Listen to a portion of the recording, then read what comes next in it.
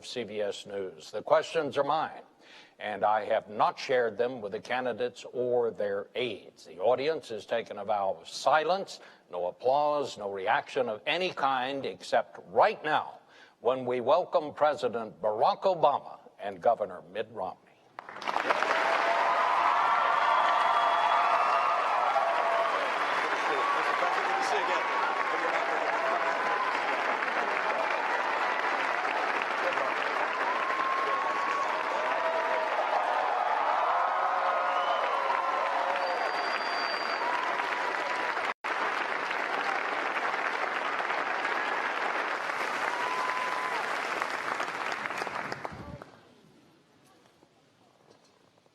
Gentlemen, your campaigns have agreed to certain rules, and they are simple. They've asked me to divide the evening into segments. I'll pose a question at the beginning of each segment. You will each have 2 minutes to respond, and then we will have a general discussion until we move to the next segment.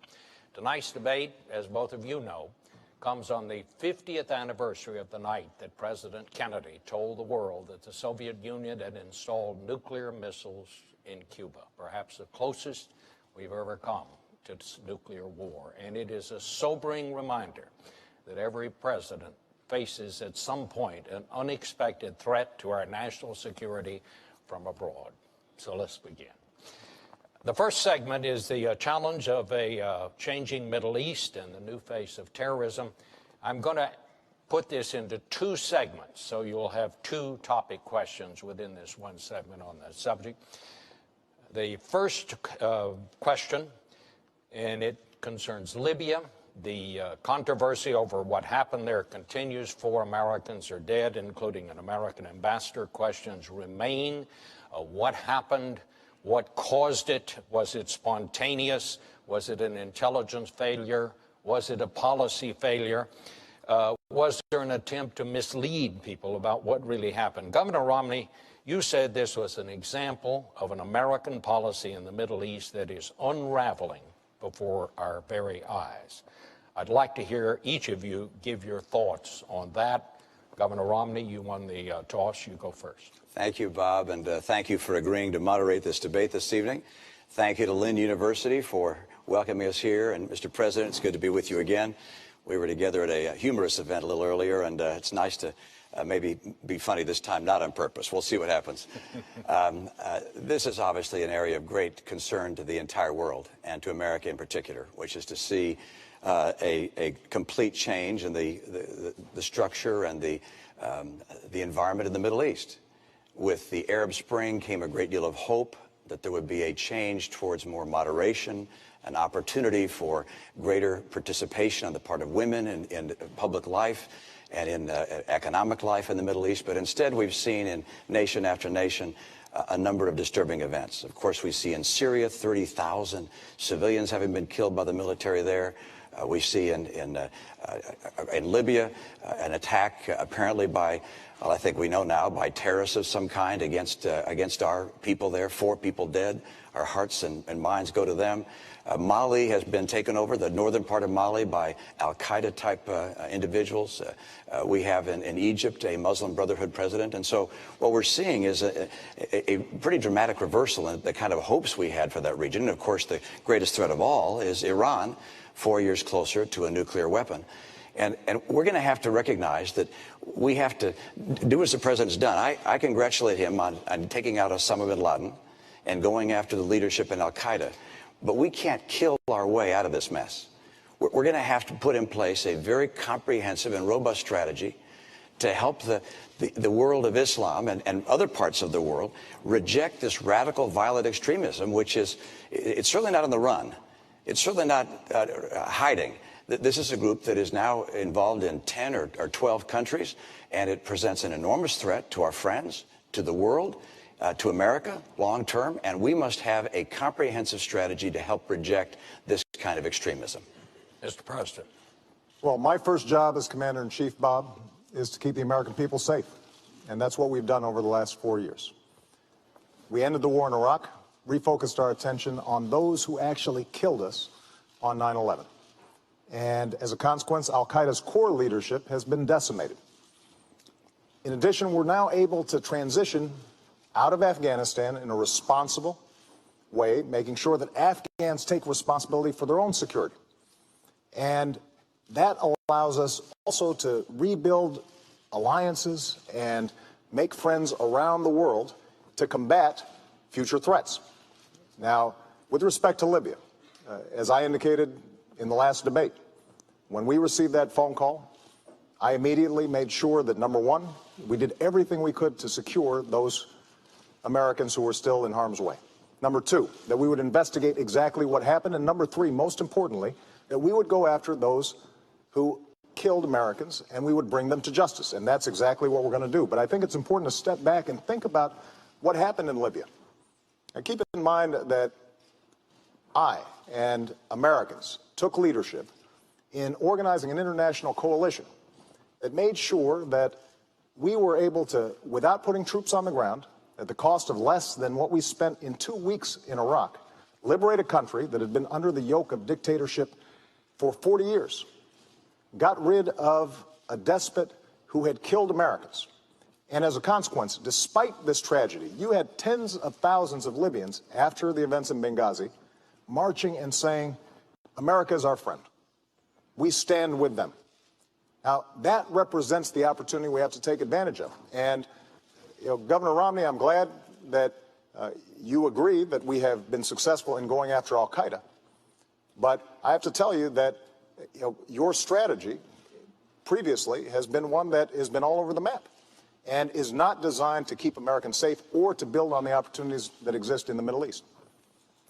Well, my strategy is pretty straightforward, which is to go after the bad guys, to make sure we do our very best to interrupt them, to kill them, to take them out of the picture. But my strategy is broader than that. That's important, of course. But the key that we're going to have to pursue is a pathway to get the Muslim world to be able to reject extremism on its own. We don't want another Iraq. We don't want another Afghanistan. That's not the right course for us. The right course for us is to make sure that we go after the people who are leaders of these various anti-American groups and these jihadists, but also help the Muslim world. And how do we do that? The group of Arab scholars came together, organized by the UN, to look at how we can help the world reject these terrorists. And the answer that they came up with was this: one, more economic development. We should key our foreign aid, our direct foreign investment, and that of our friends. We should coordinate it to make sure that we push back and give them more economic development. Number two, better education. Number three, gender equality. Number four, the rule of law. We have to help these nations create civil societies. But what's been happening over the last couple of years is, as we've watched this tumult in the Middle East, this rising tide of chaos occur, you see al-Qaeda rushing in, you see other jihadist groups rushing in, and they're throughout many nations in the Middle East. It's wonderful that Libya seems to be making some progress despite this terrible tragedy. But next door, of course, we have Egypt. Libya, 6 million population. Egypt, 80 million population. We want to make sure that we're seeing progress throughout the Middle East, with Mali now having North Mali taken over by al-Qaeda, with Syria having Assad continuing to assassinate, to kill, to murder his own people. This is a region in tumult, and of course Iran on the path to a nuclear weapon. We've got real problems in the region. But let's give the president a chance. Governor Romney, I'm glad that you recognize that al-Qaeda is a threat, because a few months ago, when you were asked what's the biggest geopolitical threat facing America, you said Russia. Not al-Qaeda, you said Russia. In the 1980s are now calling to ask for their foreign policy back, because the Cold War has been over for 20 years. But, Governor, when it comes to our foreign policy, you seem to want to import the foreign policies of the 1980s, just like the social policies of the 1950s and the economic policies of the 1920s. You say that you're not interested in duplicating what happened in Iraq, but just a few weeks ago you said you think we should have more troops in Iraq right now. And the challenge we have, I know you haven't been in a position to actually execute foreign policy, but every time you've offered an opinion, you've been wrong. You said we should have gone into Iraq, despite the fact that there were no weapons of mass destruction. You said that we should still have troops in Iraq to this day. You indicated that we shouldn't be passing nuclear treaties with Russia, despite the fact that 71 senators, Democrats and Republicans, voted for it. you've said that first we should not have a timeline in Afghanistan. Then you said we should. Now you say maybe, or it depends, which means not only were you wrong, but you were also confusing and sending mixed messages both to our troops and our allies. So what we need to do with respect to the Middle East is strong, steady leadership, not wrong and reckless leadership that is all over the map. And unfortunately, that's the kind of opinions that you've offered throughout this campaign, and it is not a recipe for American strength or keeping America safe over the long term. I'm going to add a couple of minutes here to give you a chance to respond. Well, of course, I don't concur with what the president said about my own record and the things that I've said. They don't happen to be accurate. But I can say this, that we're talking about the Middle East and how to help the Middle East reject the kind of terrorism we're seeing and the rising tide of tumult and confusion. And attacking me is not an agenda. Attacking me is not talking about how we're going to deal with the challenges that exist in the Middle East and take advantage of the opportunity there and stem the tide of this violence. But I'll respond to a couple of things you mentioned. First of all, Russia, I indicated, is a geopolitical foe. Excuse me, it's a geopolitical foe. And I said in the same paragraph, I said, and Iran is the greatest national security threat we face. Russia does continue to battle us in the UN time and time again. I have clear eyes on this. I'm not going to wear rose-colored glasses when it comes to Russia or Mr. Putin. And I'm certainly not going to say to him, I'll give him more flexibility after the election. After the election, he'll get more backbone.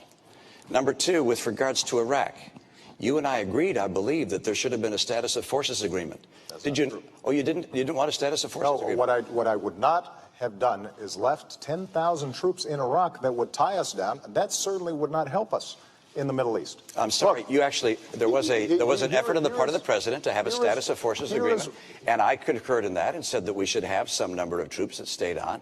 That was something I concurred with. That was your posture. That was my posture as well. You thought it should have been 5,000 troops. I thought it should have been more troops. But you know what? The answer was we got no troops through whatsoever. This is just a few weeks ago that you indicated that we should still have troops in Iraq. No, I didn't. I'm sorry. That's just, I indicated that you failed to put in place a status of forces agreement at the end of the conflict that exists. Governor, here's one thing I've learned as Commander-in-Chief.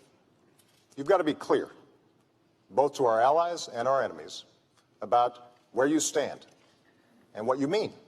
Now, you just gave a speech a few weeks ago in which you said we should still have troops in Iraq. That is not a recipe for making sure that we are taking advantage of the opportunities and meeting the challenges of the Middle East. Now, it is absolutely true that we cannot just meet these challenges militarily. And so what I've done throughout my presidency and will continue to do is, number one, make sure that these countries are supporting our counterterrorism efforts.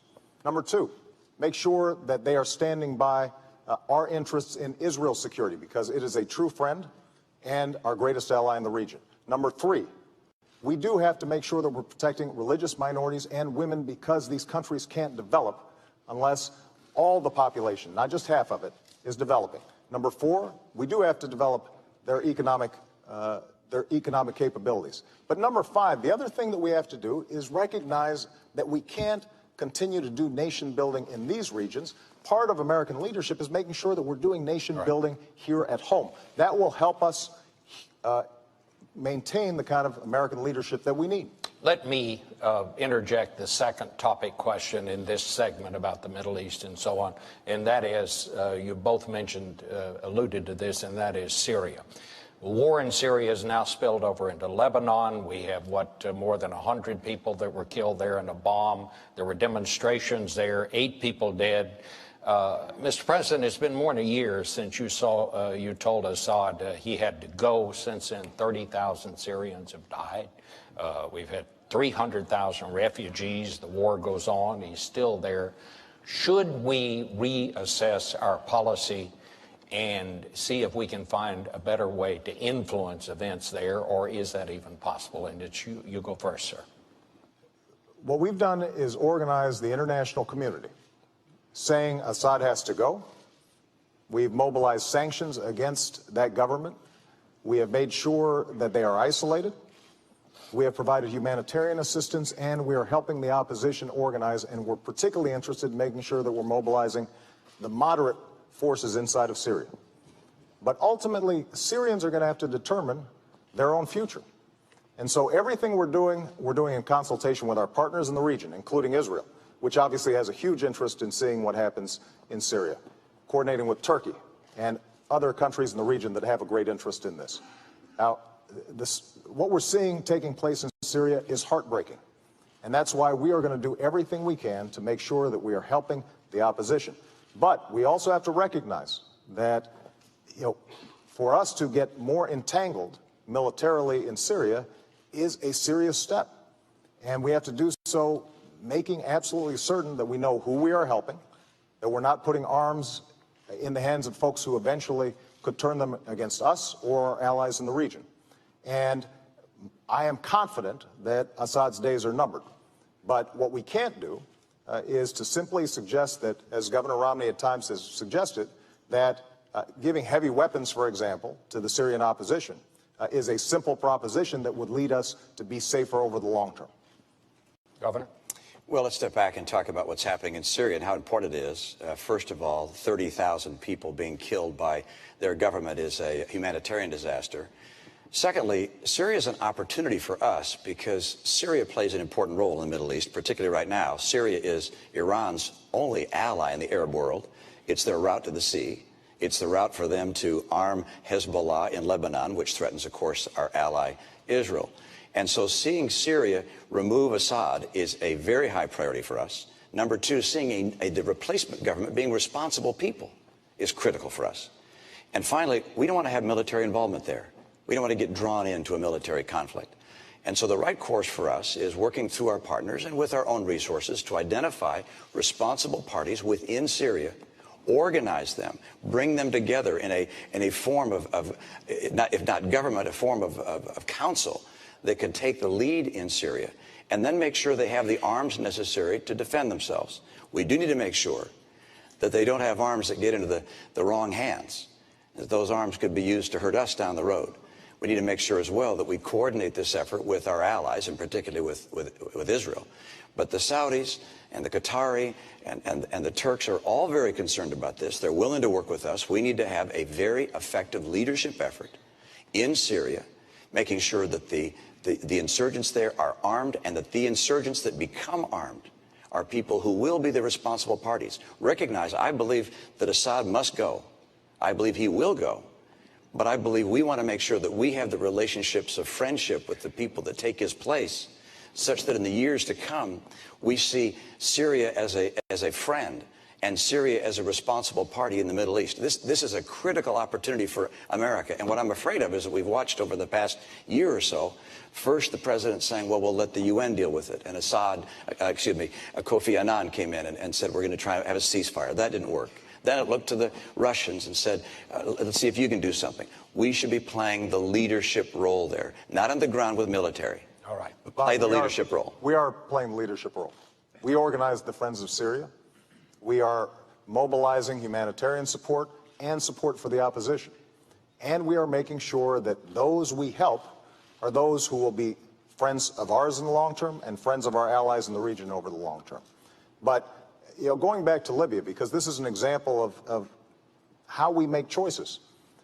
When we went into Libya and we were able to immediately stop the massacre there because of the unique circumstances and the coalition that we had helped to organize, we also had to make sure that Muammar Gaddafi didn't stay there.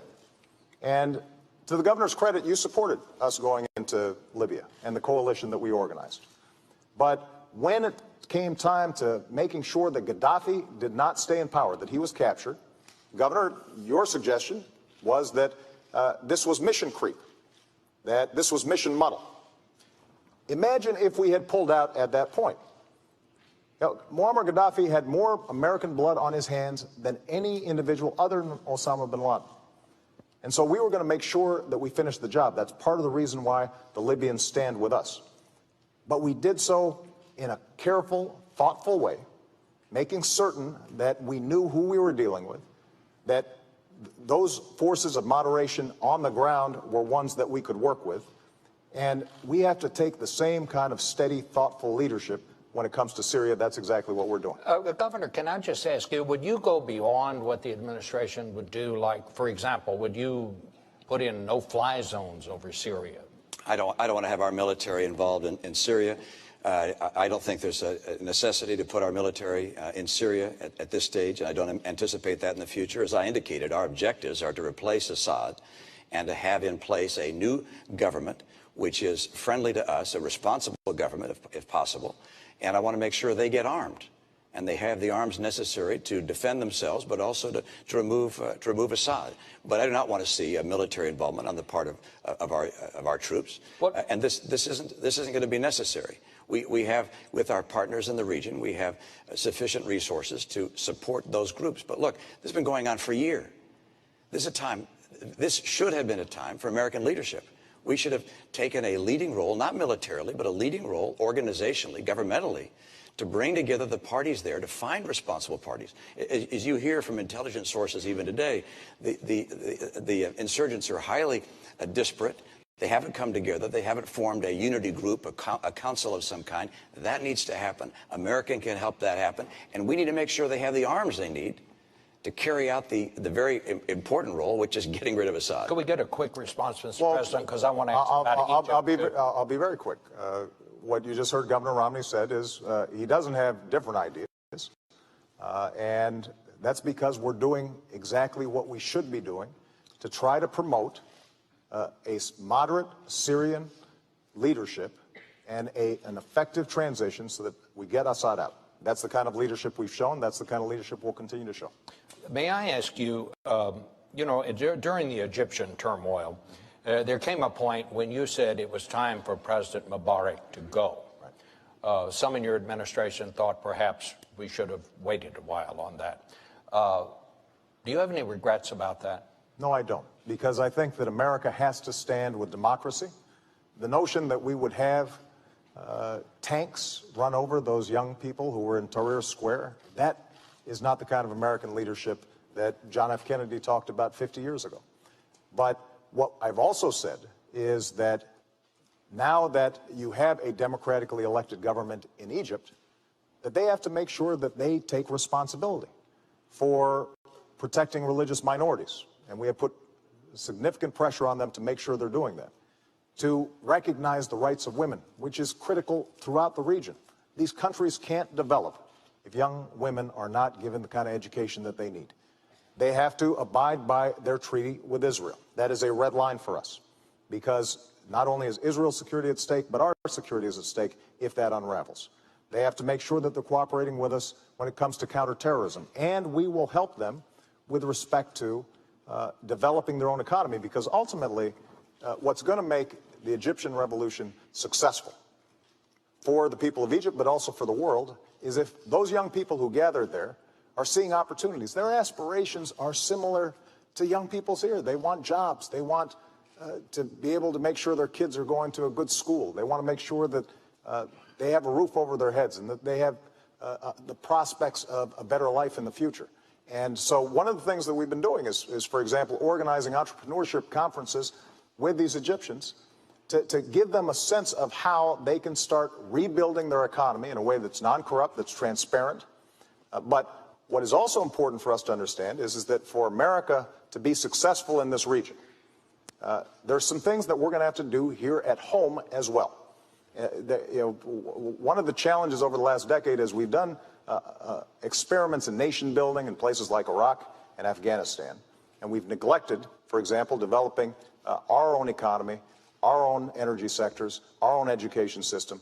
And it's very hard for us to project leadership around the world when we're not doing what we need to do. Governor Romney, I want to hear your response to that, but I would just ask you, would you have stuck with Mubarak? No, I believe, as the president indicated and said at the time, that I supported his action there. I felt that I wish we'd have had a better vision of the future. I wish that looking back at the beginning of the president's term and even further back than that we'd have recognized that there was a growing energy and passion for freedom in that part of the world, and that we would have worked more aggressively with our friend and with other friends in the region to have them make the transition towards a more representative form of government, such that it didn't explode in the way it did. But once it exploded, I felt the same as the president did, which is these freedom voices and the streets of Egypt were the people who were speaking of our principles, and President Mubarak had done things which were unimaginable, and the idea of him crushing his people was not something that we could possibly support. Let me step back and talk about what I think our mission has to be in the Middle East and even more broadly, because our purpose is to make sure the world is peaceful. We want a peaceful planet. We want people to be able to enjoy their lives and know they're going to have a bright and prosperous future and not be at war. That's our purpose. And the mantle of leadership for promoting the principles of peace has fallen to America. We didn't ask for it, but it's an honor that we have it. But for us to be able to promote those principles of peace requires us to be strong. And that begins with a strong economy here at home. And unfortunately, the economy is not stronger. When the president of Iran, Ahmadinejad, says that our debt makes us not a great country, that's a frightening thing. The former chief of the Joint Chiefs of Staff said that, Admiral Mullen, said that our debt is the biggest national security threat we face. We have weakened our economy. We need a strong economy. We need to have as well a strong military. Our military is second to none in the world. We're blessed with terrific soldiers and extraordinary technology and intelligence. But the idea of $1 trillion in cuts through sequestration and budget cuts to the military would change that. We need to have strong allies. Our association and connection with our allies is essential to America's strength. We're the great nation that has allies, 42 allies and friends around the world. And finally, we have to stand by our principles. And if we're strong in each of those things, American influence will grow. But unfortunately, in nowhere in the world is America's influence greater today than it was 4 years ago. All right. And that's because we've become weaker on each of those four dimensions. Perfect. You're going to get a chance to respond to that, because that's a perfect segue into our next segment, and that is, what is America's role in the world? And that is the question. What do each of you see as our role in the world? And I believe, Governor Romney, it's your turn to go first. Well, I absolutely believe that America has a responsibility and the privilege of helping defend freedom and promote the principles that make the world more peaceful. And those principles include human rights, human dignity, free enterprise, freedom of expression, elections, because when there are elections, people tend to vote for peace. They don't vote for war. So we want to promote those principles around the world. We recognize that there are places of conflict in the world. We want to end those conflicts to the extent humanly possible. But in order to be able to fulfill our role in the world, America must be strong. America must lead. And for that to happen, we have to strengthen our economy here at home. You can't have 23 million people struggling to get a job. You can't have an economy that over the last 3 years keeps slowing down its growth rate. You can't have kids coming out of college, half of whom can't find a job today, or a job that's commensurate with their college degree. We have to get our economy going. And our military. We've got to strengthen our military long term. We don't know what the world is going to throw at us down the road. We make decisions today in a military that will confront challenges we can't imagine. In the 2000 debates, there was no mention of terrorism, for instance. And a year later, 9/11 happened. So we have to make decisions based upon uncertainty. And that means a strong military. I will not cut our military budget. We have to also stand by our allies. I think the tension that existed between Israel and the United States was very unfortunate. I think also that pulling our missile defense program out of Poland in the way we did was also unfortunate in terms of, if you will, disrupting the relationship in some ways that existed between us. And then, of course, with regards to standing for our principles, when the students took to the streets in Tehran and the people there protested, the Green Revolution occurred. For the president to be silent, I thought, was an enormous mistake. We have to stand for our principles, stand for our allies, stand for a strong military, and stand for a stronger economy. Mr. President. America remains the one indispensable nation. And the world needs a strong America, and it is stronger now than when I came into office. Because we ended the war in Iraq, we were able to refocus our attention on not only the terrorist threat, but also beginning a transition process in Afghanistan.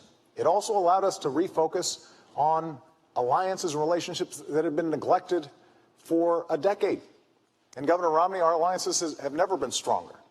In Asia, in Europe, in Africa, with Israel, where we have unprecedented military and intelligence cooperation, including dealing with the Iranian threat. But what we also have been able to do is position ourselves so we can start rebuilding America. And that's what my plan does. Making sure that we're bringing manufacturing back to our shores so that we're creating jobs here, as we've done with the auto industry, not rewarding companies that are shipping jobs overseas. Making sure that we've got the best education system in the world, including retraining our workers for the jobs of tomorrow. Doing everything we can to control our own energy. We've cut our oil imports to the lowest level in 2 decades because we've developed oil and natural gas, but we also have to develop clean energy technologies that will allow us to cut our exports in half by 2020. That's the kind of leadership that we need to show. And we've got to make sure that we reduce our deficit. Unfortunately, Governor Romney's plan doesn't do it. We've got to do it in a responsible way by cutting out spending we don't need, but also by asking the wealthiest to pay a little bit more. That way we can invest in the research and technology that's always kept us at the cutting edge. Now, Governor Romney has taken a different approach throughout this campaign. You know, both at home and abroad, he has proposed wrong and reckless policies. Now, he's praised George Bush as a good economic steward and Dick Cheney as somebody who shows great wisdom and judgment. And taking us back to those kinds of strategies that got us into this mess are not the way that we are going to maintain leadership in the 21st century. Governor Romney, wrong and reckless policies? I've got a policy for the future and an agenda for the future. And when it comes to our economy here at home, I know what it takes to create 12 million new jobs and rising take-home pay. And what we've seen over the last 4 years is something I don't want to see over the next 4 years. The president said by now we'd be at 5.4% unemployment. We're 9 million jobs short of that. I will get America working again and see rising take-home pay again, and I'll do it with 5 simple steps. Number 1, we are going to have North American energy independence. We're going to do it by taking full advantage of oil, coal, gas, nuclear, and our renewables. Number 2, we're going to increase our trade. Trade grows about 12% per year. It doubles about every 5 or so years. We can do better than that, particularly in Latin America. The opportunities for us in Latin America, we have just not taken advantage of fully. As a matter of fact, Latin America's economy is almost as big as the economy of China. We're all focused on China. Latin America is a huge opportunity for us. Time zone, language opportunities. Number 3, we're going to have training programs that work for our workers and schools that finally put the parents and the teachers and the kids first, and the teachers' union is going to have to go behind. And then we're going to have to get to a balanced budget. We can't expect entrepreneurs and businesses large and small to take their life savings or their company's money and invest in America if they think we're headed to the road to Greece. And that's where we're going right now unless we finally get off this spending and borrowing binge. And I'll get us on track to a balanced budget. And finally, number 5, we've got to champion small business. Small business is where jobs come from. 2/3 of our jobs come from small businesses. New business formation is down at the lowest level in 30 years under this administration. I want to bring it back and get back good jobs and rising take-home pay. Well, let's talk about what we need to compete. First of all, Governor Romney talks about small businesses, but Governor, when you were in Massachusetts, small businesses development ranked about 48th, I think, out of 50 states in Massachusetts, because the policies that you're promoting actually don't help small businesses. And the way you define small businesses include folks at the very top. And they include you and me. That's not the kind of small business promotion we need. But let's take an example that we know is going to make a difference in the 21st century, and that's our education policy. We didn't have a lot of chance to talk about this in the last debate. Now, under my leadership, what we've done is reformed education, working with governors, 46 states. We've seen progress and gains in schools that were having a terrible time, and they're starting to finally make progress. And what I now want to do is to hire more teachers, especially in math and science, because we know that we've fallen behind when it comes to math and science. And those teachers can make a difference. Now, Governor Romney, when you were asked by teachers whether or not this would help the economy grow, you said this isn't going to help the economy grow. When you were asked about reduced class sizes, you said class sizes don't make a difference. But I tell you, if you talk to teachers, they will tell you it does make a difference. And if we've got math teachers who are able to provide the kind of support that they need for our kids, that's what's going to determine whether or not The new businesses are created here. Companies are going to locate here depending on whether we've got the most highly skilled workforce. And the kinds of budget proposals that you've put forward, when we don't ask either you or me to pay a dime more in terms of reducing the deficit, but instead we slash support for education, that's undermining our long-term competitiveness. That is not good for America's position in the world, and the world notices. Let me get back to foreign policy. Can I just get back? Well, I need to speak a moment, if you let me, Bob, just about education, because I'm so proud of the state that I had the chance to be governor of. We have every 2 years tests that look at how well our kids are doing. Fourth graders and eighth graders are tested in English and math. While I was governor, I was proud that our fourth graders came out #1 of all 50 states in English, and then also in math. And our eighth graders, #1 in English, and also in math. First time one state had been #1 in all 4 measures. How do we do that? Well, Republicans and Democrats came together on a bipartisan basis to put in place education principles that focused on having great teachers in the classroom. 10 years and earlier, that was what allowed us to become the #1 state in the nation. But that was 10 years before you took office. Absolutely. And then you cut education spending when you came into office. And we kept our schools #1 in the nation. They're still #1 today. All right. And the principles that we put in place, we also gave kids not just a graduation exam that determined whether they were up to the skills needed to be able to compete, but also if they graduated the top quarter of their class, they got a 4-year tuition-free ride at any Massachusetts public institution of higher learning. That happened before you came into office. That was actually mine, Mr. President. You got that fact wrong. I want to try to shift it because we have heard some of this in the other debates. Governor, you say you want a bigger military. You want a bigger Navy. You don't want to cut defense spending. What I want to ask you, we're talking about financial problems in this country. Where are you going to get the money? Well, let's come back and talk about the military, but all the way through. First of all, I'm going through from the very beginning. We're going to cut about 5% of the discretionary budget, excluding military. That's #1. But can you do this without driving the good news is I'll be happy to have you take a look. Come on our website. You'll look at how we get to a balanced budget within 8 to 10 years. We do it by reducing spending in a whole series of programs. By the way, #1 I get rid of is Obamacare. There are a number of things that sound good, but frankly, we just can't afford them. And that one doesn't sound good, and it's not affordable. So I get rid of that one from day one. To the extent humanly possible, we get that out. We take program after program that we don't absolutely have to have, and we get rid of them. #2, we take some programs that we are going to keep, like Medicaid, which is a program for the poor. We take that health care program for the poor, and we give it to the states to run because states run these programs more efficiently.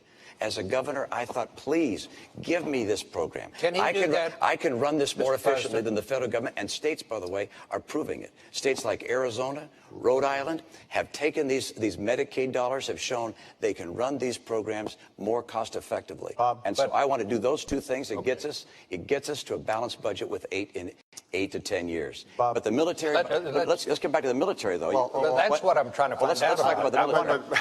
You should have answered the first question. Look,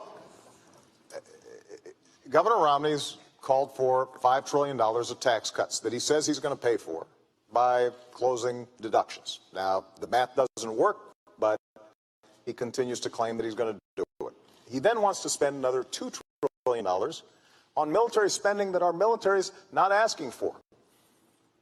Now, keep in mind that our military spending has gone up every single year that I've been in office.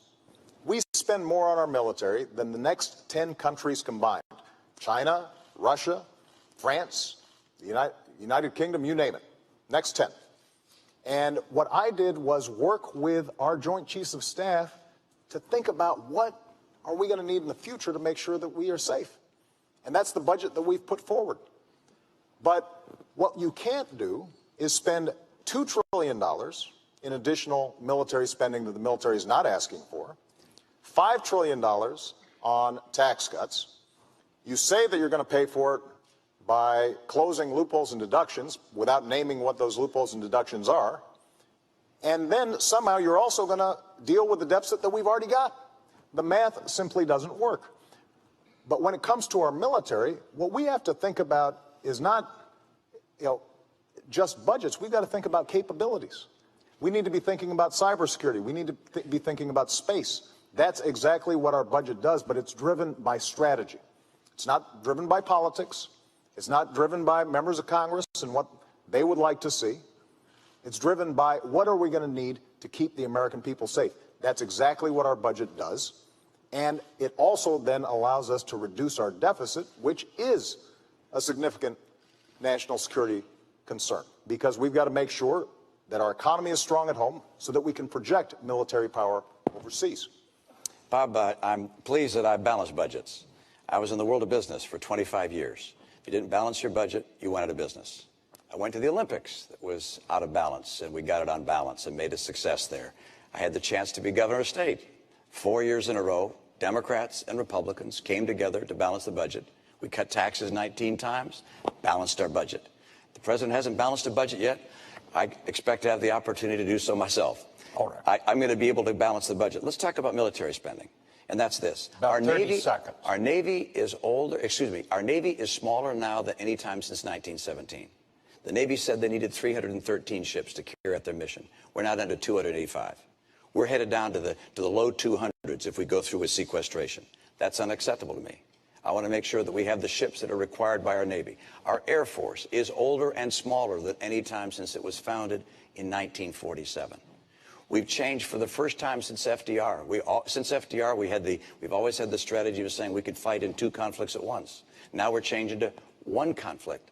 Look, this, in my view, is the highest responsibility of the President of the United States, which is to maintain the safety of the American people. And I will not cut our military budget by $1 trillion, which is the combination of the budget cuts that the President has, as well as the sequestration cuts.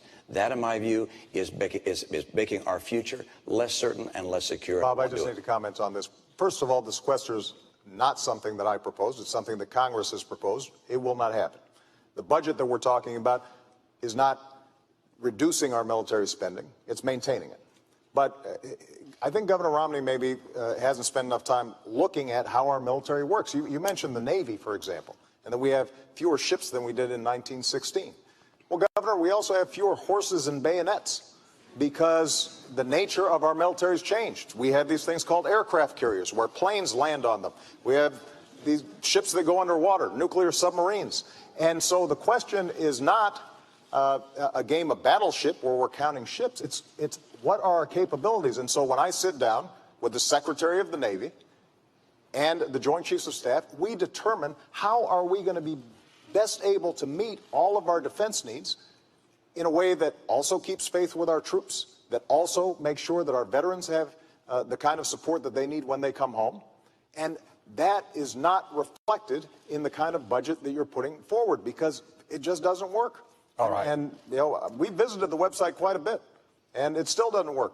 A lot to cover. I'd like to move to the next segment, red lines, Israel and Iran. Would either of you, and you'll have 2 minutes, and President Obama, you have the first go at this one.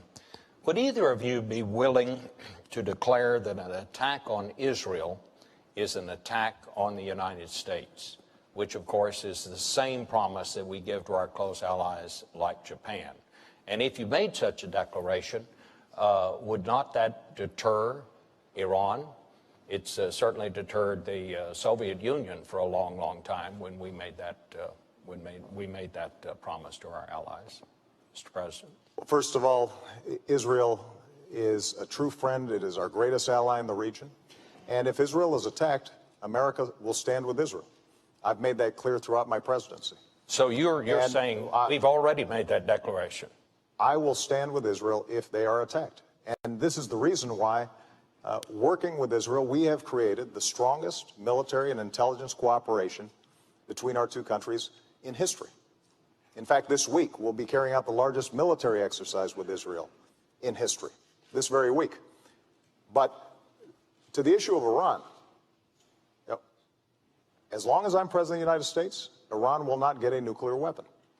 I made that clear when I came into office. We then organized the strongest coalition and the strongest sanctions against Iran in history, and it is crippling their economy. Their currency has dropped 80%. Their oil production has plunged to the lowest level since they were fighting a war with Iraq 20 years ago. So their economy is in a shambles.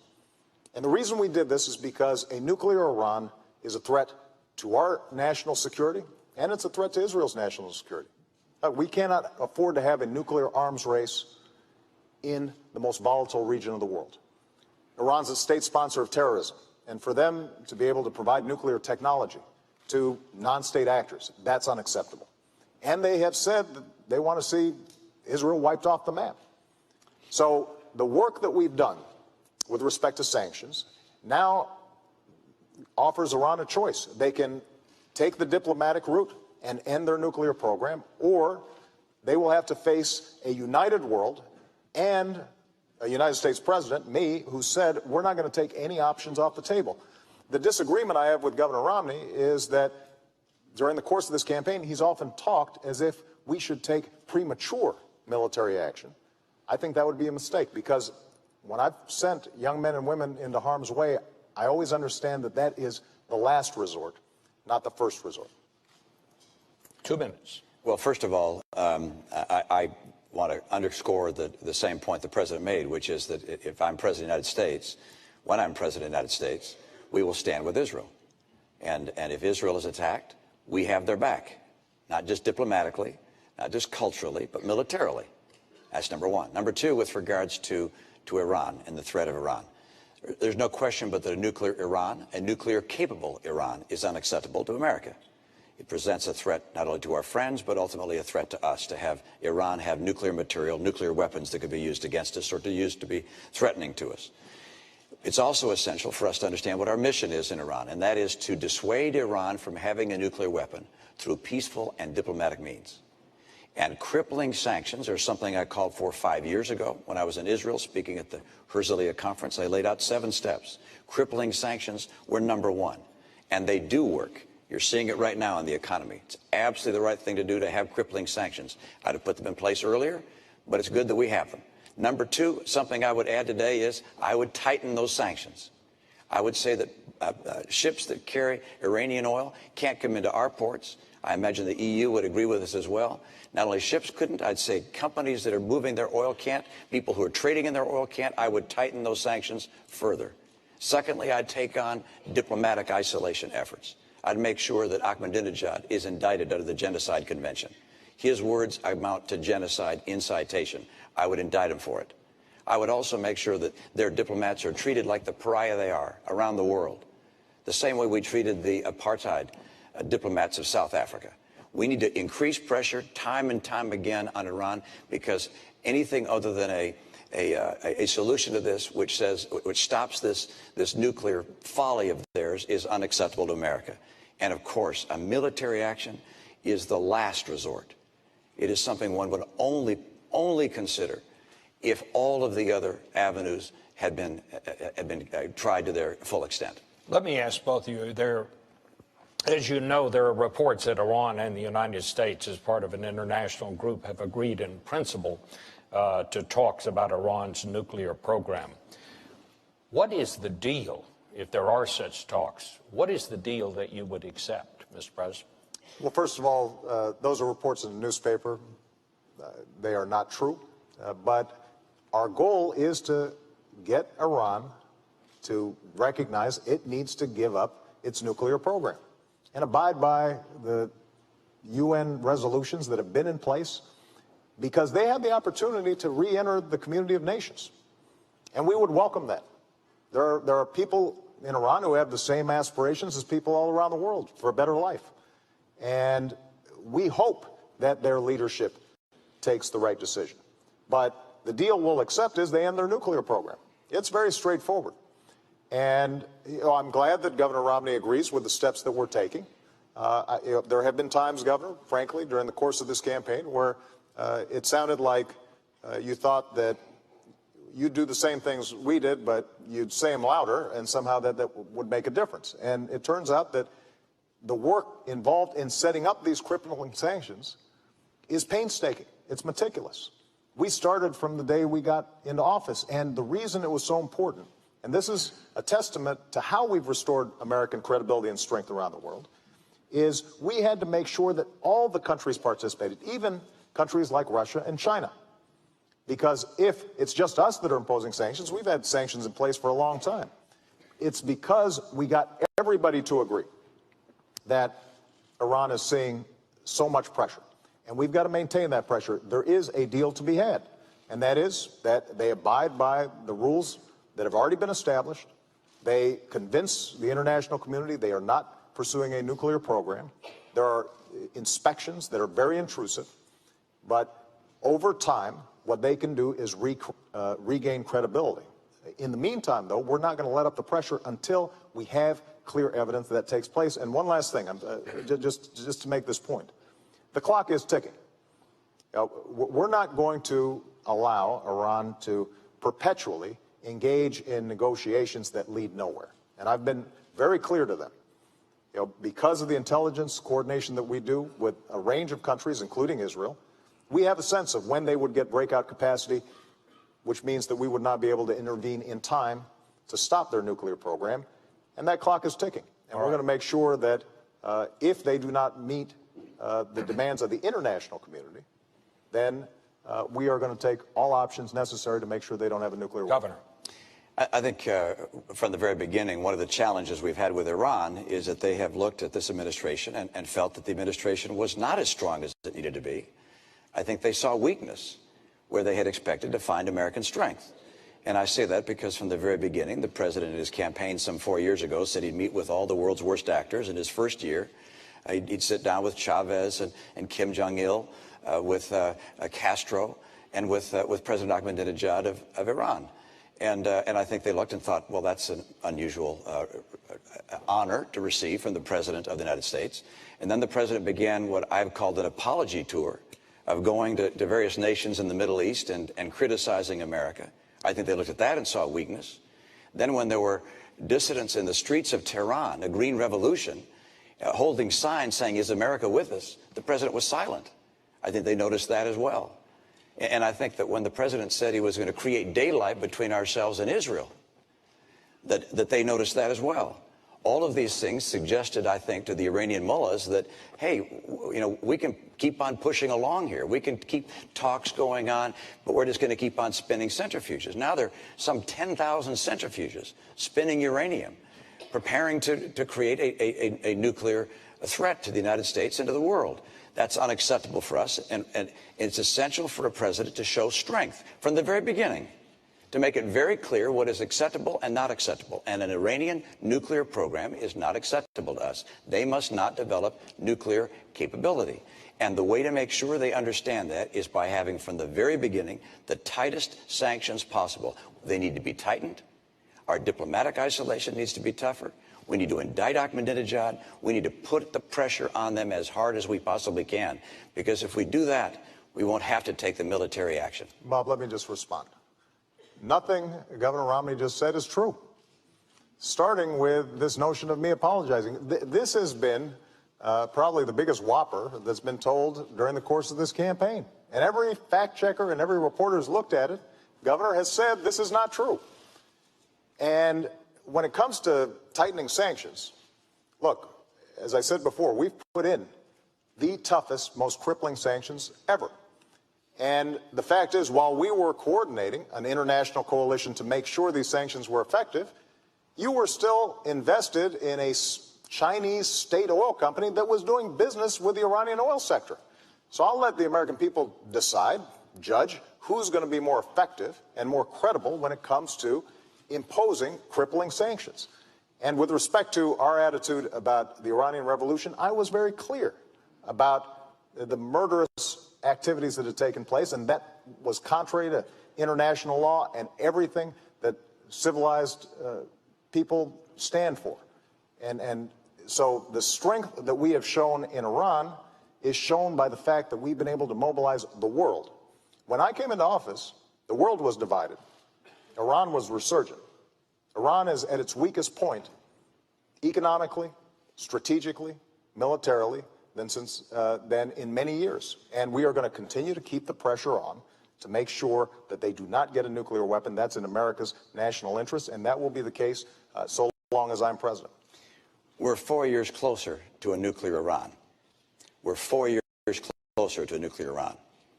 And we should not have wasted these 4 years to the extent they've continued to be able able to spin these centrifuges and get that much closer. That's number one. Number two, Mr. President, the reason I call it an apology tour is because you went to the Middle East and you flew to Egypt and to Saudi Arabia and to Turkey and Iraq.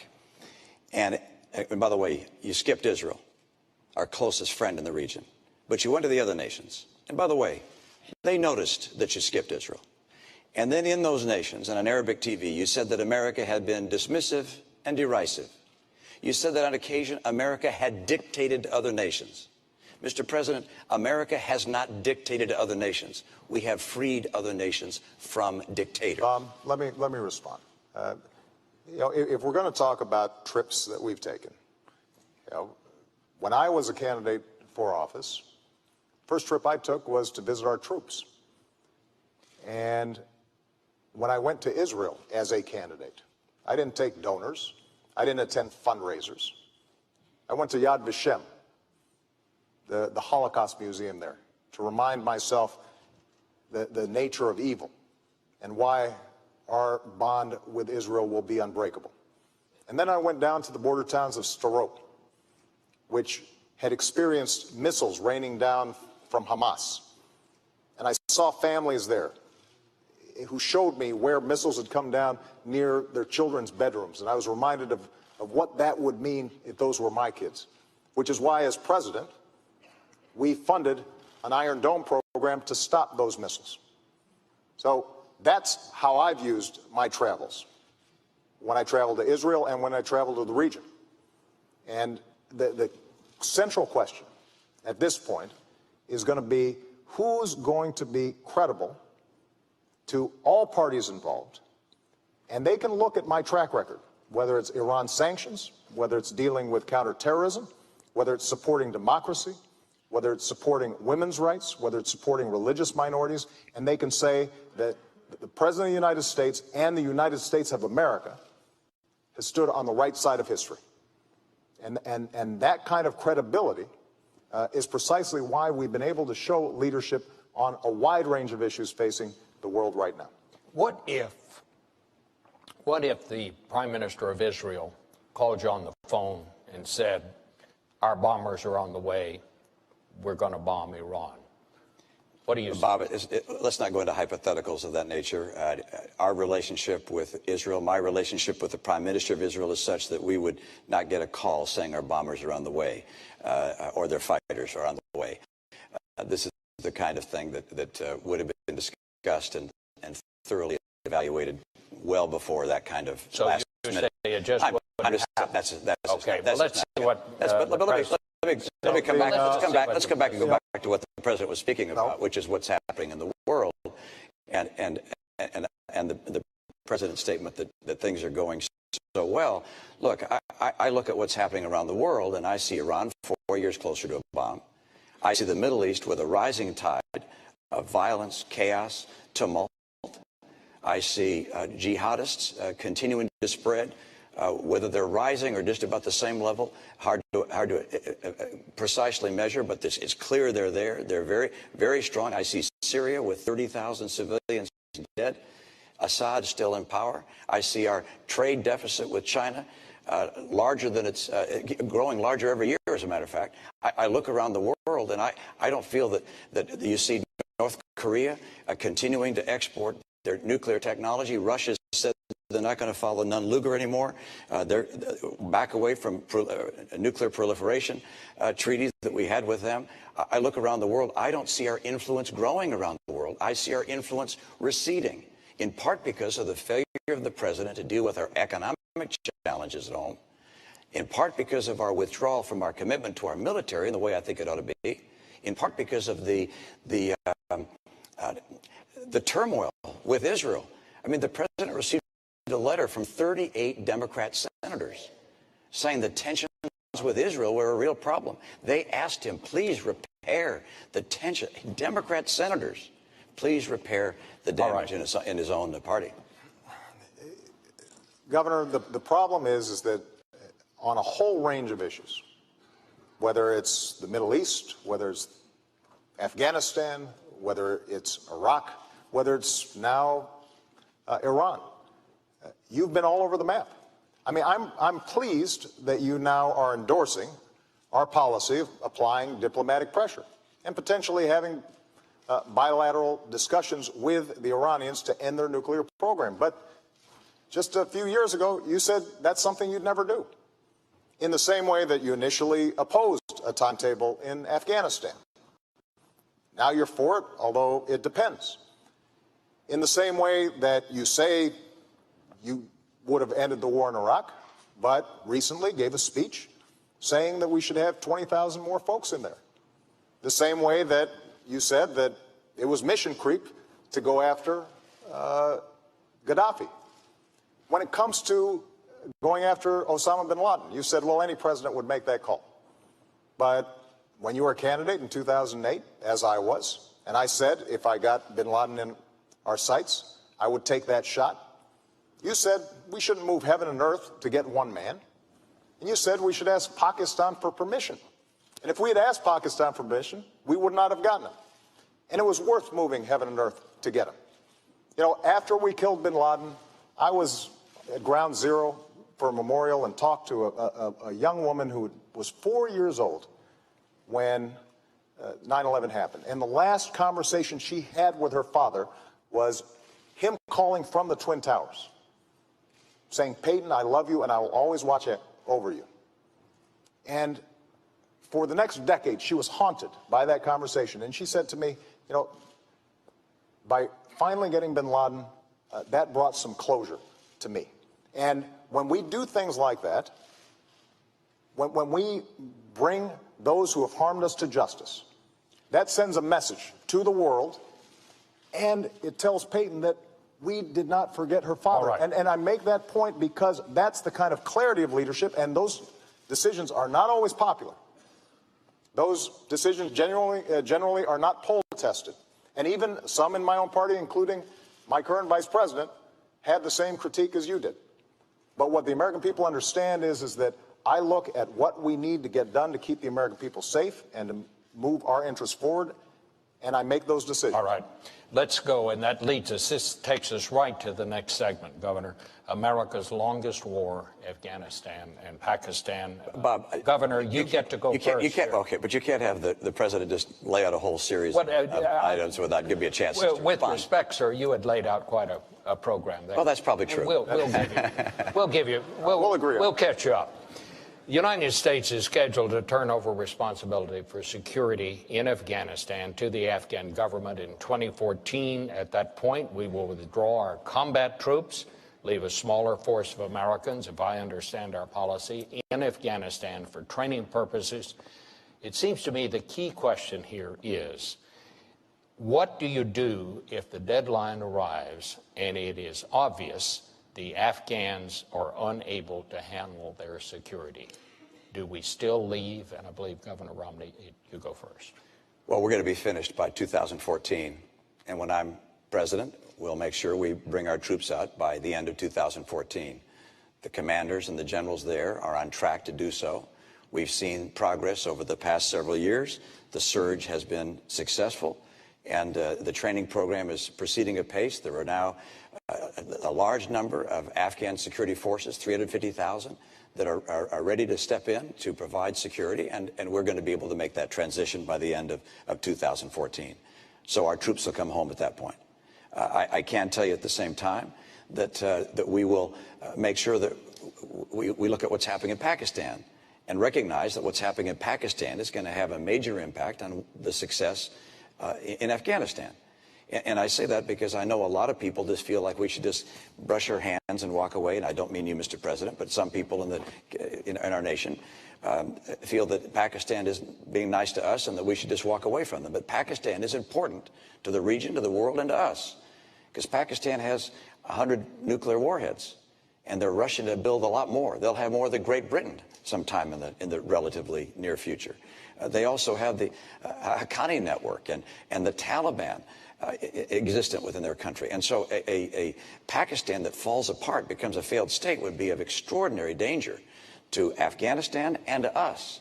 And so we're going to have to remain helpful in encouraging Pakistan to move towards a more stable government and rebuild a relationship with us. And that means that our aid that we provide to Pakistan is going to have to be conditioned upon certain benchmarks being met.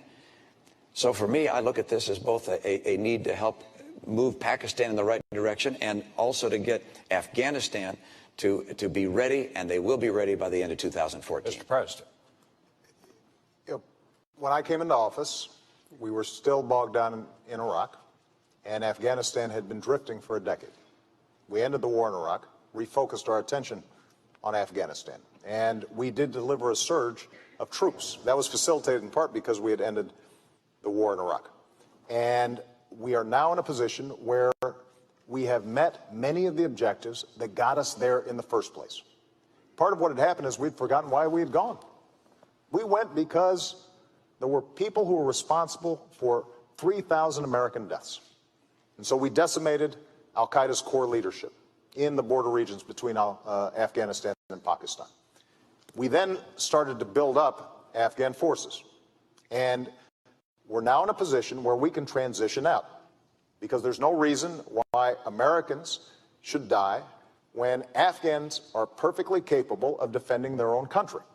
Now, that transition has to take place in a responsible fashion. We've been there a long time, and we've got to make sure that we and our coalition partners are pulling out responsibly and giving Afghans the capabilities that they need. But what I think the American people recognize is after a decade of war, it's time to do some nation building here at home.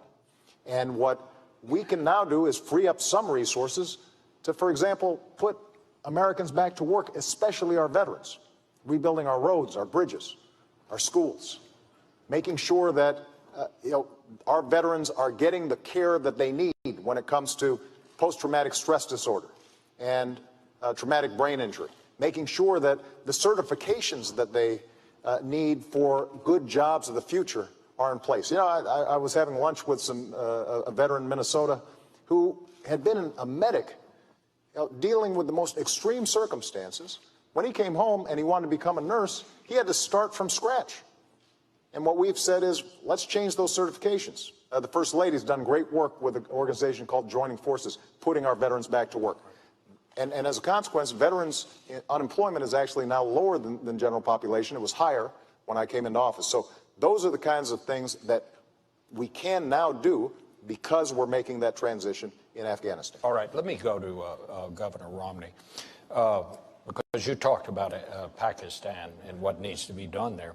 General Allen, our commander in Afghanistan, says that Americans continue to die at the hands of groups who are supported by Pakistan. We know that Pakistan has arrested the doctor who helped us catch Obama's bin Laden. It still provides safe haven for terrorists, yet we continue to give Pakistan billions of dollars. Is it time for us to divorce Pakistan? No, it's not time to divorce a nation on Earth that has 100 nuclear weapons and is on the way to double that at some point. A nation that has serious threats from terrorist groups within its nation. As I indicated before, the Taliban, the Haqqani network. It's a nation that's not like others, and it does not have a civilian leadership that is calling the shots there. You've got the ISI, their intelligence organization, is probably the most powerful of three branches there. Then you have the military, and then you have the civilian government. This is a nation which, if it falls apart, if it becomes a failed state, there are nuclear weapons there. And you've got terrorists there who could grab their hands under those nuclear weapons. This is an important part of the world for us. Pakistan is technically an ally, and they're not acting very much like an ally right now. But we have some work to do, and I don't blame the administration for the fact that the relationship with Pakistan is strained. We had to go into Pakistan. We had to go in there to get Osama bin Laden. That was the right thing to do. And that upset them, but there was obviously a great deal of anger even before that. but we're going to have to work with the people in Pakistan to try and help them move to a more responsible course than the one that they're on. And it's important for them. It's important for the nuclear weapons. It's important for the success of Afghanistan, because inside Pakistan, you have a large group of Pashtuns that are Taliban. They're going to come rushing back in to Afghanistan when we go. And that's one of the reasons the Afghan security forces have so much work to do to be able to fight against that. But it's important for us to recognize that we can't just walk away from Pakistan. But we do need to make sure that as we send support for them, that this is tied to them making progress on matters that would lead them to becoming a civil society. Let me ask you, Governor, because we know President Obama's position on this. What is your position on the use of drones? Well, I believe that we should use any and all means necessary to take out people who pose a threat to us and our friends around the world. And it's widely reported that drones are being used in drone strikes, and I support that entirely and feel the president was right to up the usage of that technology and believe that we should continue to use it to continue to go after the people who represent a threat to this nation and to our friends.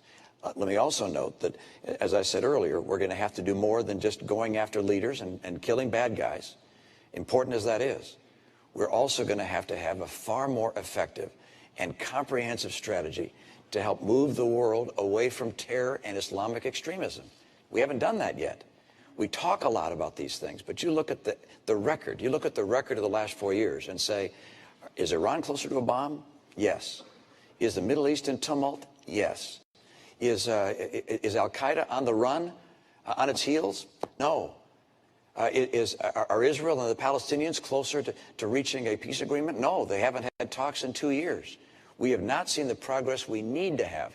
And I'm convinced that with strong leadership and an effort to build a strategy based upon helping these nations reject extremism, we can see the kind of peace and prosperity the world demands. Well, keep in mind, our strategy wasn't just going after bin Laden. We've created partnerships throughout the region to deal with extremism. In Somalia, in Yemen, in Pakistan. And what we've also done is engage these governments in the kind of reforms that are actually going to make a difference in people's lives day to day. To make sure that their governments aren't corrupt. To make sure that they are treating women with the kind of respect and dignity that every nation that succeeds has shown. And to make sure that they've got a free market system that works. So across the board, we are engaging them in building capacity in these countries, and we have stood on the side of democracy.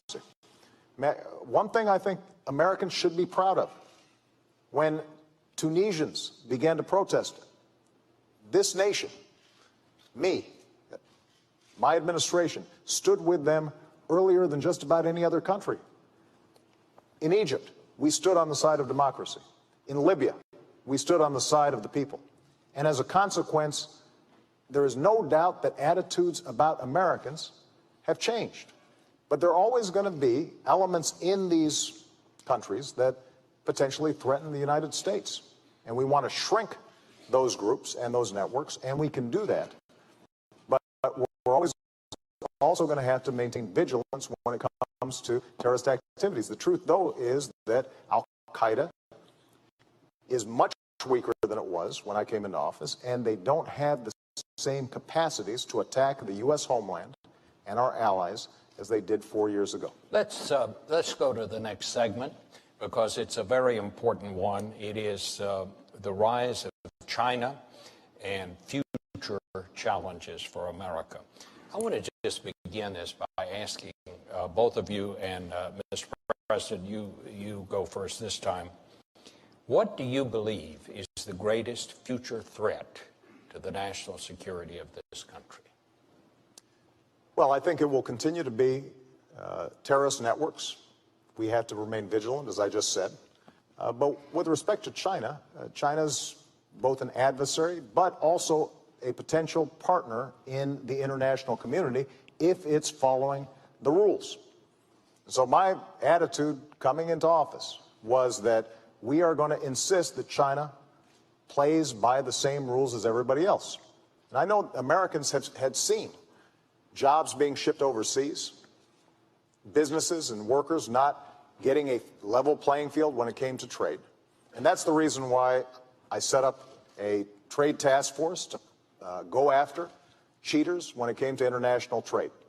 That's the reason why we have brought more cases against China for violating trade rules than the previous administration had done in 2 terms. And we've won just about every case that we filed that has been decided. In fact, just recently, steel workers in Ohio and throughout the Midwest, Pennsylvania, are in a position now to sell steel to China because we won that case. We had a tire case in which they were flooding us with cheap domestic tires or cheap Chinese tires. And we put a stop to it. And as a consequence, saved jobs throughout America.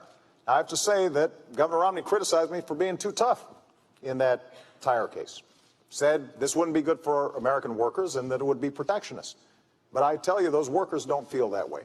They feel as if they had finally an administration who was going to take this issue seriously. Over the long term, in order for us to compete with China, we've also got to make sure, though, that we're taking care of business here at home. If we don't have the best education system in the world, if we don't continue to put money into research and technology that will allow us to create great businesses here in the United States, that's how we lose the competition. And unfortunately, Governor Romney's budget and his proposals would not allow us to make those investments. All right. Governor. Well, first of all, it's not government that makes business successful. It's not government investments that make businesses grow and hire people. Let me also note that the greatest threat that the world faces, the greatest national security threat, is a nuclear Iran. Let's talk about China. China has an interest that's very much like ours in one respect, and that is they want a stable world. They don't want war. They don't want to see protectionism. They don't want to see the world break out into various forms of chaos, because they have to manufacture goods and put people to work. They have about 20 million people coming out of the farms every year, coming into the cities, needing jobs. So they want the economy to work and the world to be free and open. And so we can be a partner with China. We don't have to be an adversary in any way, shape, or form. We can work with them. We can collaborate with them if they're willing to be responsible. Now, they look at us and say, is it a good idea to be with America?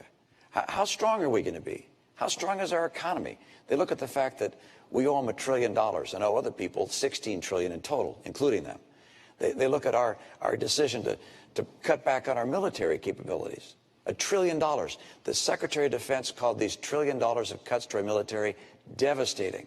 It's not my term. It's the President's own Secretary of Defense called them devastating. They look at America's commitments around the world, and they see what's happening, and they say, well, okay, is America going to be strong? And the answer is yes. If I'm president, America will be very strong. We'll also make sure that we have trade relations with China that work for us. I've watched year in and year out as companies have shut down and people have lost their jobs because China has not played by the same rules, in part by holding down artificially the value of their currency. It holds down the prices of their goods. It means our goods aren't as competitive, and we lose jobs. That's got to end. They're making some progress. They need to make more. That's why on day one, I will label them a currency manipulator, which allows us to apply tariffs where they're taking jobs. They're stealing our intellectual property, our patents, our designs, our technology, hacking into our computers, counterfeiting our goods. They have to understand, we want to trade with them. We want a world that's stable. We like free enterprise, but you got to play by the rules. Well, Governor, let me just ask you, if you declare them a currency manipulator on day one, some people are saying you're just going to start a trade war with China on day one. Isn't there a risk that that could happen? Well, they sell us about this much stuff every year, and we sell them about this much stuff every year.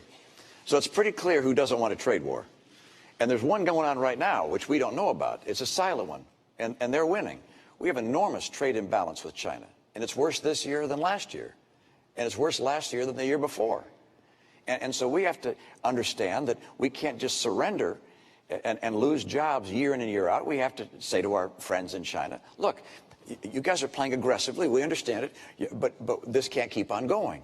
You can't keep on holding down the value of your currency, stealing our intellectual property, counterfeiting our products, selling them around the world, even into the United States. I was with one company that makes valves in process industries. And they said, look, we were having some valves coming in that were broken, and we had to repair them under warranty. And we looked them up, and they had our serial number on them. And then we noticed that there was more than one with that same serial number. There were counterfeit products being made overseas with the same serial number as a U.S. company, the same packaging. These were being sold into our market and around the world as if they were made by the U.S. competitor. This can't go on. I want a great relationship with China. China can be our partner. But that doesn't mean they can just roll all over us and steal our jobs on an unfair basis. Well, Governor Romney is right. You are familiar with jobs being shipped overseas because you invested in companies that were shipping jobs overseas. And, you're right. I mean, you're right. I mean, that's how our free market works. But I've made a different bet on American workers. If we had taken your advice, Governor Romney, about our auto industry, we'd be buying cars from China instead of selling cars to China. If we take your advice with respect to how we change our tax code so that companies that earn profits overseas don't pay U.S. taxes compared to companies here that are paying taxes, that's estimated to create 800,000 jobs. The problem is they won't be here. They'll be in places like China. And if we're not making investments in education and basic research, which is not something that the private sector is doing at a sufficient pace right now and has never done, then we will lose the lead in things like clean energy technology. Now, with respect to what we've done with China already, U.S. exports have doubled since I came into office to China, and actually currencies are at their most advantageous point for U.S. exporters since 1993. We absolutely have to make more progress, and that's why we're going to keep on pressing. And when it comes to our military and Chinese security, part of the reason that we were able to pivot to the Asia-Pacific region after having ended the war in Iraq and transitioning out of Afghanistan is precisely because this is going to be a massive growth area in the future. And we believe China can be a partner, but we're also sending a very clear signal that America is a Pacific power, that we are going to have a presence there. We are working with countries in the region to make sure, for example, that ships can pass through, that commerce continues. And we're organizing trade relations with countries other than China so that China starts feeling more pressure about meeting basic international standards. That's the kind of leadership we've shown in the region. That's the kind of leadership that we'll continue to show. I just want to take one of those points. Again, attacking me is not talking about an agenda for getting more trade and opening up more jobs in this country. But the president mentioned the auto industry and that somehow I would be in favor of jobs being elsewhere. Nothing could be further from the truth. I'm a son of Detroit. I was born in Detroit. My dad was head of a car company. I like American cars. And I would do nothing to hurt the U.S. auto industry.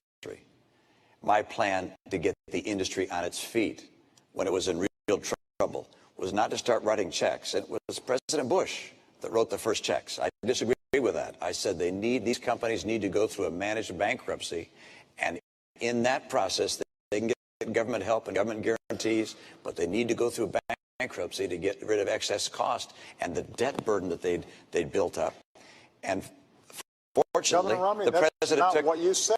Fortunately, you can take a look at the op-ed. Governor Romney, you did not look at the op-ed. You did not say that you would provide governor help. I said that we would provide guarantees, and that was what was able to allow these companies to go through bankruptcy, to come out of bankruptcy. Under no circumstances would I do anything other than to help this industry get on its feet. And the idea that has been suggested that I would liquidate the industry, of course not.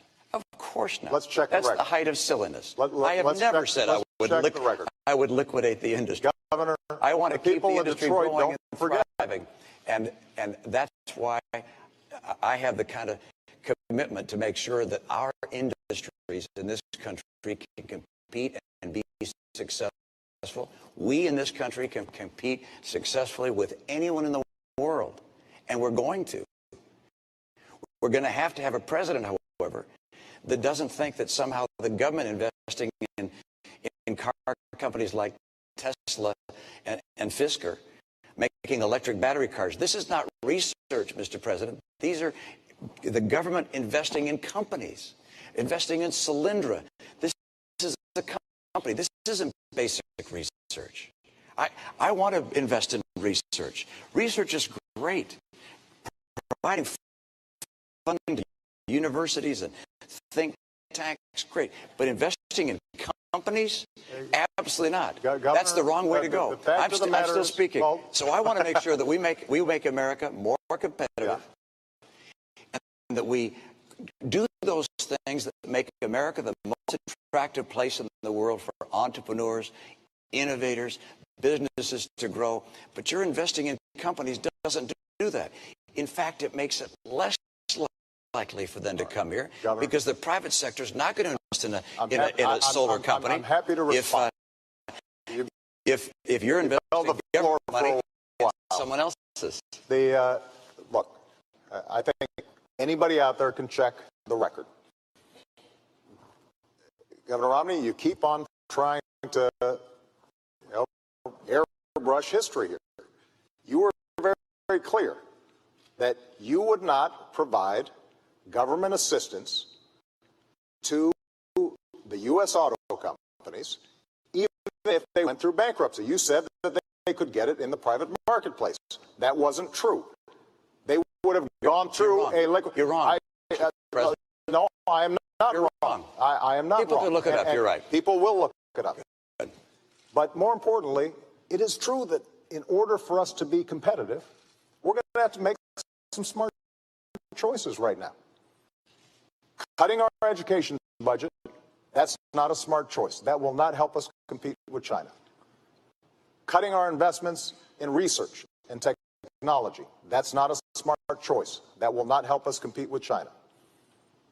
Bringing down our deficit by adding $7 trillion of tax cuts and military spending that our military is not asking for before we even get to the debt that we currently have, that is not going to make us more competitive. Those are the kinds of choices that the American people face right now. Having a tax code that rewards companies that are shipping jobs overseas instead of companies that are investing here in the United States, that will not make us more competitive. And the one thing that I'm absolutely clear about is that after a decade in which we saw drift, jobs being shipped overseas, nobody championing American workers and American businesses, we've now begun to make some real progress. What we can't do is go back to the same policies that got us into such difficulty in the first place. That's why we have to move forward and not go back. I could agree more about going forward, but I certainly don't want to go back to the policies of the last 4 years. The policies of the last 4 years have seen incomes in America decline every year for middle-income families, now down $4,300 during your term. 23 million Americans still struggling to find a good job. When you came to office, 32 million people on food stamps. Today, 47 million people on food stamps. When you came to office, just over $10 trillion in debt. Now, $16 trillion in debt. It hasn't worked. You said by now we'd be at 5.4% unemployment. We're 9 million jobs short of that. I've met some of those people. I've met them in Appleton, Wisconsin. I met a young woman in Philadelphia who's coming out of college, can't find work. Ann was with someone just the other day that was just weeping about not being able to get work. It's just a tragedy in a nation so prosperous as ours that these last 4 years have been so hard. And that's why it's so critical that we make America once again the most attractive place in the world to start businesses, to build jobs, to grow the economy. And that's not going to happen by just hiring teachers. Look, I love teachers, and I'm happy to have states and communities that want to hire teachers do that. By the way, I don't like to have the federal government start pushing its way deeper and deeper into our schools. Let the states and localities do that. As a governor, the federal government didn't hire our teachers. Governor. But I love teachers. But I want to get our private sector growing, and I know how to do it. I think we all love teachers. Gentlemen, thank you so much for a very vigorous debate. We have come to the end. It is time for closing statements. I believe you're first, Mr. President. Well, thank you very much, Bob, Governor Romney, and to Lynn University. You've now heard 3 debates, months of campaigning, and way too many TV commercials. And now you've got a choice. Over the last 4 years, we've made real progress digging our way out of policies that gave us 2 prolonged wars, record deficits, and the worst economic crisis since the Great Depression. Governor Romney wants to take us back to those policies. Foreign policy that's wrong and reckless, economic policies that won't create jobs, won't reduce our deficit, but will make sure that folks at the very top don't have to play by the same rules that you do. And I've got a different vision for America. I want to build on our strengths. And I put forward a plan to make sure that we're bringing manufacturing jobs back to our shores by rewarding companies and small businesses that are investing here, not overseas. I want to make sure we've got the best education system in the world, and we're retaining our workers for the jobs of tomorrow. I want to control our own energy by developing oil and natural gas, but also the energy sources of the future. Yes, I want to reduce our deficit by cutting spending that we don't need, but also by asking the wealthy to do a little bit more so that we can invest in things like research and technology that are the key to a 21st century economy. As Commander-in-Chief, I will maintain the strongest military in the world, keep faith with our troops, and go after those who would do us harm. But after a decade of war, I think we all recognize we've got to do some nation building here at home, rebuilding our roads, our bridges, and especially caring for our veterans who sacrificed so much for our freedom. We've been through tough times, but we always bounce back because of our character, because we pull together. And if I have the privilege of being your president for another 4 years, I promise you I will always listen to your voices. I will fight for your families. And I will work every single day to make sure that America continues to be the greatest nation on earth. Thank you. Governor. Thank you. Bob, Mr. President, folks at Lynn University, good to be with you. I'm optimistic about the future. I'm excited about our prospects as a nation. I want to see peace. I want to see growing peace in this country. It's our objective. We have an opportunity to have real leadership. America is going to have that kind of leadership and continue to promote principles of peace that will make a world a safer place and make people in this country more confident that their future is secure. I also want to make sure that we get this economy going. And there are 2 very different paths the country can take. One is a path represented by the president, which at the end of 4 years would mean we'd have $20 trillion in debt, heading towards Greece. I'll get us on track to a balanced budget. The president's path will mean continuing to climb in take-home pay. I want to make sure our take-home pay turns around and starts to grow. The president's path means 20 million people out of work, struggling for a good job. I'll get people back to work with 12 million new jobs. I'm going to make sure that we get people off of food stamps, not by cutting the program, but by getting them good jobs. America's going to come back, and for that to happen, we're going to have a president who can work across the aisle. I was in a state where my legislature was 87% Democrat. I learned how to get along on the other side of the aisle. We've got to do that in Washington. Washington is broken. I know what it takes to get this country back, and we'll work with good Democrats and good Republicans to do that. This nation is the hope of the earth. We've been blessed by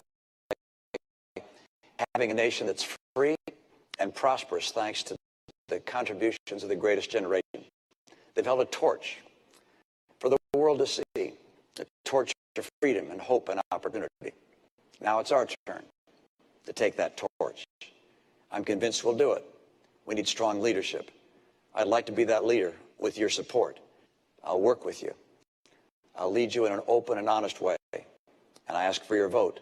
I'd like to be the next president of the United States to support and help this great nation and to make sure that we all together maintain America as the hope of the earth. Thank you so much. Gentlemen, thank you both so much. That brings an end to this year's debates, and we want to thank Lynn University and its students for having us. As I always do at the end of these debates, I leave you with the words of my mom, who said, "Go vote." Makes you feel big and strong. That's great. Good night. Thank you, Bob. Thank you. Thank you.